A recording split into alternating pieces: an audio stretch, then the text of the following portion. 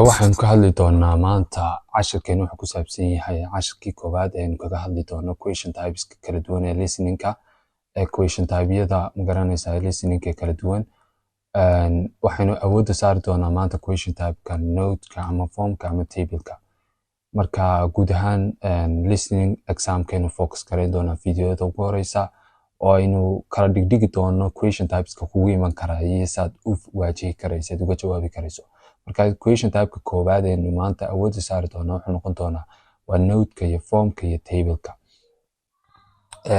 question typekan maxaad ka expect gareyn kartaa ama ka rajayn kartaa waxa ugu horeeya filaysaa waa inay noqdaan fill in the missing words of a form waa inaad kelmadaha ka dhiman formka lagu siiyey ama questionska lagu siiyey waa inaad buuxisaa sidii form oo kale magacya laga doonayaa waxa laga doonayaa oo kale number oo kale street numberka addresska waxyaabahaas oo ku dhan baa laga doonayaa ma garanaysaa marka inta waxaas ku dhan baad buuxinaysaa marka maxaad buuxinaysaa fill in the missing words of a form does not always feature full sentences full sentence dhammaystiran sida sentence completionka question type kale waxa jira sentence completion la yidhaaho kaas wuxuu kaga duwan yahay sentence saa u dheer baa lagu siinayaa kelmad dhexdaa baa laga tegayaa kelmadda ayaad buuxinaysaa laakiin kan oo kale ama question typeka note-ka iyo formka iyo table-ku wuxuu kaga duwan yahay in magaranaysaayay aad buuxinaysa un ereyada ka dhiman oo aanad buuxinayn full sentence aan lagu siinayn sababtaa daraaddeed baa loo yidhahaa waa imtixaanka ugu yara fudud waa qaybta ugu fudud loo yidhahaa questions are in order from the top to the bottom listeningka badankiisa questionska markaad codka aad maqlayso kale questionska halka maysaa kugu yaalaan from the top to the bottom ayaad maqli doontaa marka ugu horeysa waxaad maqlaysaa su-aasha jawaabta koowaad haddana ta labaad haddana ta saddexaad haddana ta afraad haddana ta shanaad codku saasuu soconaya codku wuxuu ka imanayaa xagga ugu sareysa xagga hoose u soconaya markuu jawaabaha su-aalaha ka jawaabayo marka intaa ayuu kaga duwan yahay question typekan question typeyada kale aynu ka hadli doono videoyada soo socda tibiska ugu horeeyaan ku siin karaya waxa weeyaan waa read the information kan lagu siinayo imika tusaale ahaan wax lagu siinayaa one word ku buuxi ama number ku buuxi baa lagu odhanayaa or a number marka taasoo kale haddaad iskaga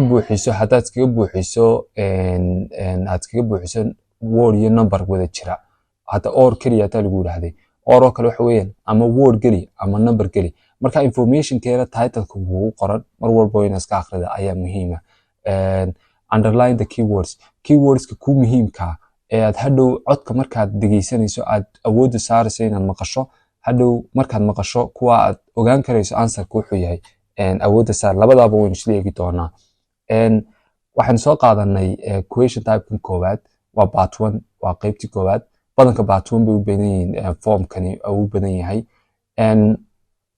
waa magaranaysaay wax lagu yiraahdo xagga informationka markaan ku leeyahay akhri tan oo kale aad u muhiima write one word and or a number for each answer imaka waxa lagu yiraahday one word qor ama number iyo number labadaba wada qori kartaa inaad number iyo word wada qorto mar ama inaad number kaliya aad qorto ama word kaliya aad qorto labadaba waad samayn karaysaa labada kii aad u aragto inuu ugu saxsan yahay baad awoodda saaraysaa marka imaka markaan leeyahay keywordsku ama ereyada muhiimka ima coordinatorkaas oo kale ayaa muhiima oo in codka maqli doono coordinator isagoo leh markuu yiraahdo coordinator maxaad filanaysaa gaari oo isaguna keyword gaari magaciisa labaad baa halka layna weydiinaya surnamekiisa marka ayaa la isbeelin doonaa waa inaan awoodda saarnaa in sidaynu maqli lahayn ama last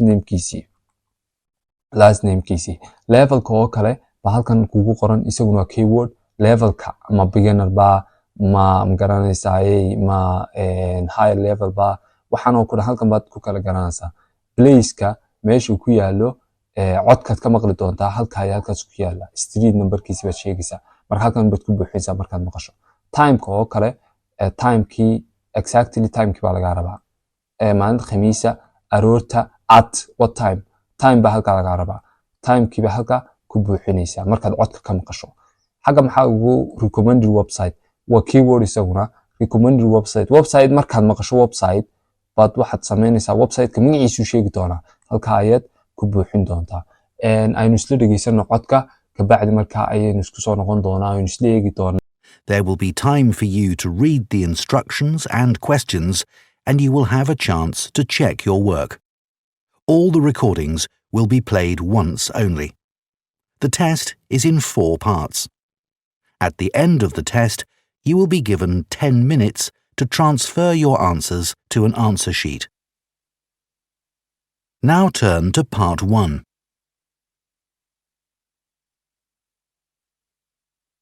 Part 1. You will hear 2 friends talking about a guitar group. First, you have some time to look at questions 1 to 6.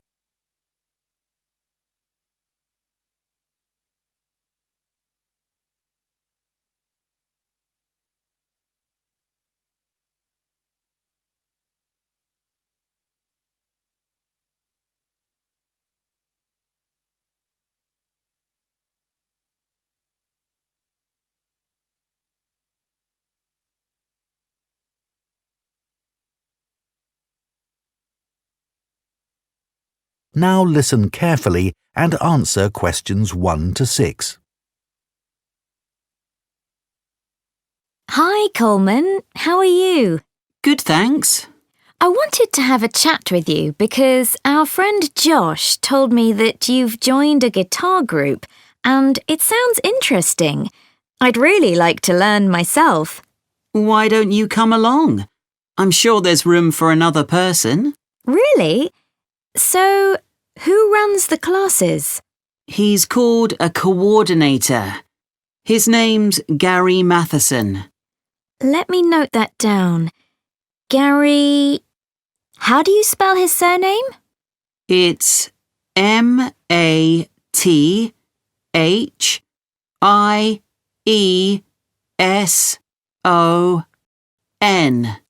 Right, thanks. He's retired, actually, but he's a really nice guy, and he used to play in a lot of bands. Thanks. So, how long have you been going? About a month now. And could you play anything before you started? I knew a few chords, but that's all. I'm sure everyone will be better than me. That's what I thought too.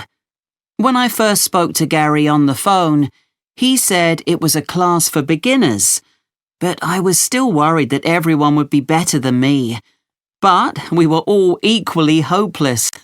Oh, that's reassuring. So, where do you meet? Well, when I joined the group, they were meeting in Gary's home. But as the group got bigger, he decided to book a room at the college in town. I prefer going there. I know that place. I used to go to tap dancing classes there when I was at secondary school. I haven't been since, though, and I can't remember what road it's in. Is it Lock Street? It's just beyond there, at the bottom of New Street, near the city roundabout. Yes, of course. The guitar club is on the first floor in room T347. Right. And when do you meet? Is it at the weekend? We meet on Thursdays. It used to be 10:30, and that suited me well. But now we meet at 11. The class that's in there before us asked if they could have the room for another 30 minutes. Oh, I see. Well, I'd love to come, but I don't have a guitar. Well, you can always buy a second-hand one. There's a website called The Perfect Instrument that sells all kinds of guitars, violins and so on. I'm sure you'll find something there. sidaynu ku maqlaynay aynu ku maqalnay codka answeriskaas ayaynu kaga jawaabnay. Bal waxaan isla eegi doonaa scriptka ama hadalkii ay ku hadlayeen isagoo qoran baynu isla eegi doonaa. Marka waxaan discuss garayn doonaa waxyaabaha ay ka sheekeynayeen iyo siday inoo marin habaabinayeen. Iminka dhowr su'aalood bay inoo direen seminar inoo direen. Iminka taa placeka oo kale the college marka hore waxay tiri wuxuu ku yaali jiray meel halkaas ku yaali jiray guriga gaari buu lagu dhigan jiray markii dambena waxa lagu dhigtaa imka college-ka ayuu qol ka raadsaday marka script-koogu waa kan script-koogu markaynu halkaas ka soo dhaafno aynu halkan soo marayno question 1 oo kale script-ka marka he is called a coordinator-kii buu sheegay markaysa coordinator-kii markuu sheegay ayuu sheegay magaciisii inuu ahaa Gary Mathewson intii buu isbeeliyay intaasuu isbeeliyay marka inta haddaad si fiican u qorto oo sideeda u qorto ma garanaysaa waxa lagu siin doonaa markiskeyga waad helaysaa laakiin haddaad intaasoo kale m ka dhigto oo kale waa khalad waa lagaa khaldayaa jawaabta waa lagaa khaldaya marka question 2 oo kale markii hadalkiisa ay soo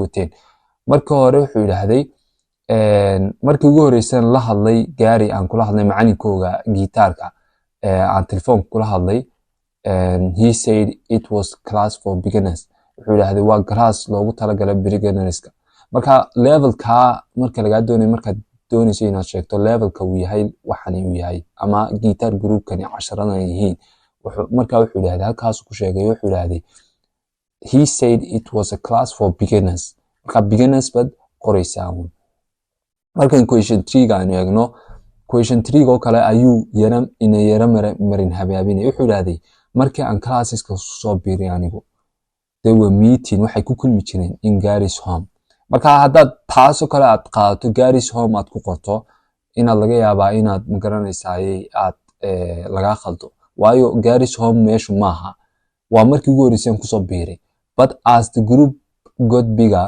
markii groupki balaadeen ama ay bateen ardaydii he decided to book wuxuu go'aansaday inuu qol uga kireeyo college in the town college-ka ayaad qoraysaa oo place-ku waa college-ka maaha place-ku guriga Gaari maaha place-ku imika waxa weeyaan college guriga Gaari way hayd laakiin waxay ahayd intii aanay bilaabin bay ahayd yacni bilowgii bay ahayd ayay ahayd guriga Gaari ahayd taa markaynu soo dhaafno sidaasoo kale trickska yaryar baa jira ama khiyaamada yaryar baa jirto oo lagu tiri garaynayo intuu hadal yiraaho imka hadal kale uu ornay hadana imka waxaba tusaale kuuga aba